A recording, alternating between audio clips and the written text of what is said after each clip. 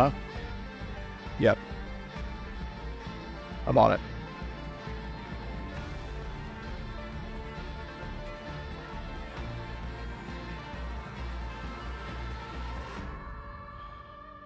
Uh, Jaqueline? Hello? Jaqueline, is this a bad time?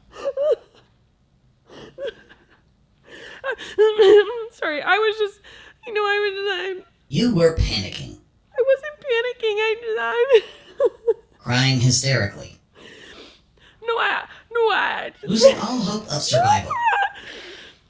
Okay. Jaqueline Magellan, focus, okay? We've just received orders to launch Starship Renovate for another important mission for Arian 5. Possibly our most important mission yet. More important than our mission to Earth to discover the Bible and the account of creation? Jaqueline, status report. We seem to have a problem. The ship is teleporting every item that 2X is reporting about. That was pretty epic, but yes, more important.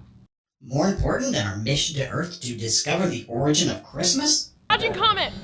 In 3, 2. That was pretty jolly, but yes, this upcoming mission is the most important mission Starship Renovate will ever go on. It's drastically different this time. Arian 5 has run out of life support. We have nothing to survive off of. We are in the middle of a complete and utter famine. The entire planet's existence rests on our ability to find a new agricultural effort to feed Arian 5. No pressure or anything. Captain, how on Arian are we gonna do that? Well, we're going to Earth. How on Earth are we gonna do that?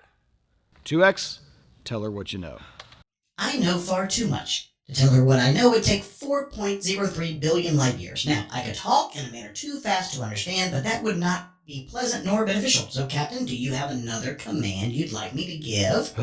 Tell her what you know about this new mission. Tell her what you know about this new mission. Please. Much better. You see, Jaqueline Magellan, the Holy Bible, was proven to be the most reliable text and source of data in the universe, so we will use nothing else but that, God's very word, to go about our mission. We are first going to look at the Bible and see if this sort of thing has ever happened in history before. Okay, sounds good. 2X, can you search throughout the Bible and tell us if you see any record of ration riots and the complete loss of life support and throughout a land? Of course, what you're describing is a famine, an extreme scarcity of food that affects a large number of people, one of the most common catastrophes on Earth. When a famine occurred in the Bible, people often moved from their native land to escape from such disaster. According to the book of Ruth in the Old Testament, a man named Elimelech and his family immigrated from Bethlehem to Moab because of famine. And did they survive? And in Ruth 1:3-5, it's recorded that Elimelech, the husband of Naomi, died, and she was left with her 2 sons. They married Moabite wives. The name of one was Orpah, and the name of the other Ruth. They lived in Moab for about 10 years, and then both of Naomi's sons died, so that she was left without her 2 sons and her husband, just Orpah and Ruth. Wow.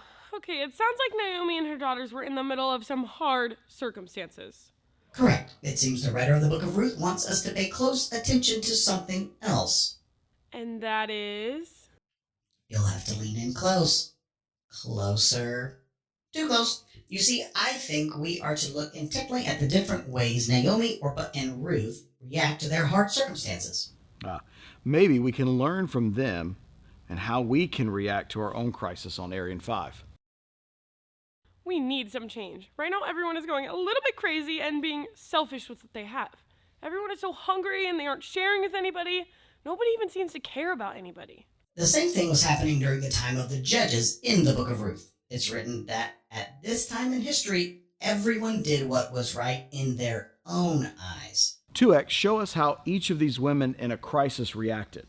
Naomi changed her name to Mara, which means bitter. She reacted with bitterness. And she, even though she believed in God, did not encourage her daughter-in-laws to keep following God. Orpah, her daughter-in-law, knew traveling back to Bethlehem would be hard, and she would have to follow the God of the Bible. She went back to her people and worshipped false gods. She reacted with selfishness. Ruth, on the other hand, she did something rare. She reacted with humility. 2X, define humility for us. Humility, putting others first by giving up what we think we deserve. How did Ruth show humility? Well, her mother-in-law, who is now alone and a widow, told Ruth to go back to her homeland and marry again so she could be happy. But Ruth said, "Do not urge me to leave you or return from following you. For where you go, I will go. Where you lodge, I will lodge. Your people shall be my people, and your God my God."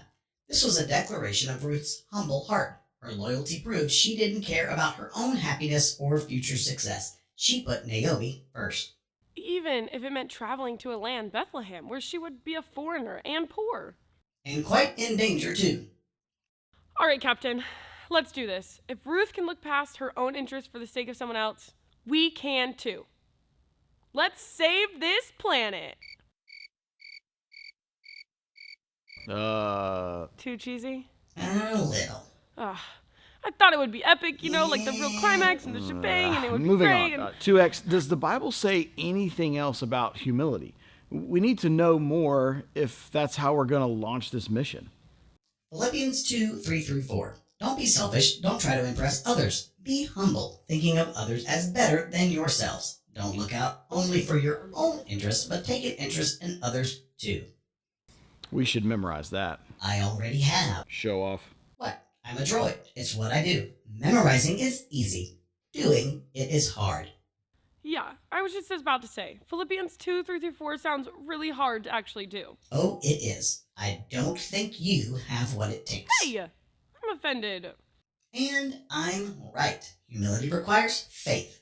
The only way you can be humble and put others first is when you have faith that God cares for you and you are looked out for. A humble reaction is faith in action. Oh, that's quotable. 2X, you should quote that. A humble reaction is faith in action. Sounds better when he says it.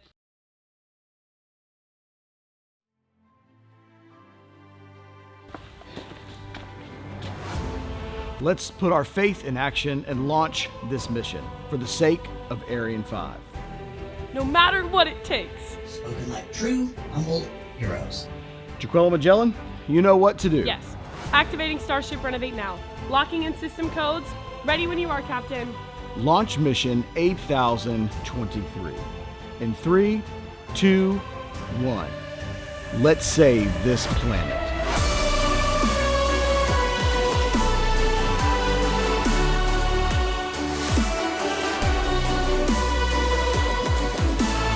Hey, I wasn't that cool when I said it.